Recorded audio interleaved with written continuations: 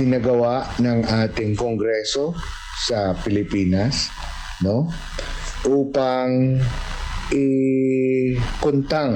i-postpone yung ating eleksyon sa November 2, 2026. Ayon dito sa batas na ito, sa Republic Act 12232, ang term of office, no, ay magiging 4 na taon na. So, ibig sabihin, ang ating mga barangay officials at SK officials, pagkatapos nitong 2026 election sa November 2, Bombo Leads, ay 4 na taon na ang kanilang paninilbihan. Ibig sabihin, sa isang termino, 4 na taon.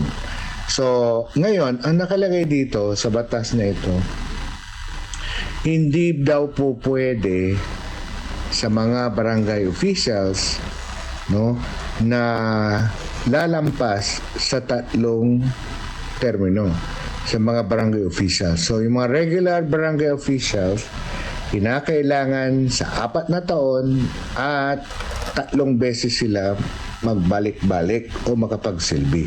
Pero sa ating mga barangay sangguniang kabataan, Bombo Leads, ang nakalagay dito, no, walang sanggunian kabataan opisyal na makakapagsilbi ng 1 beses na termino.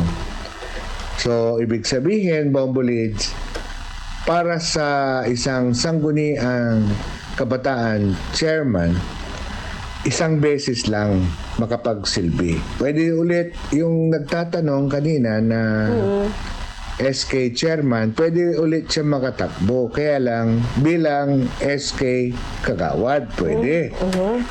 O dili kaya maging regular na kagawad ng barangay, but not for the same position.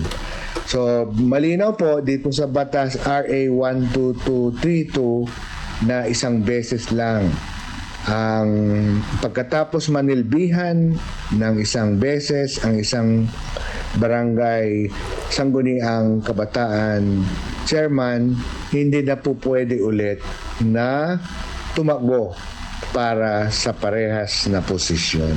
Go ahead, Bombo Leads.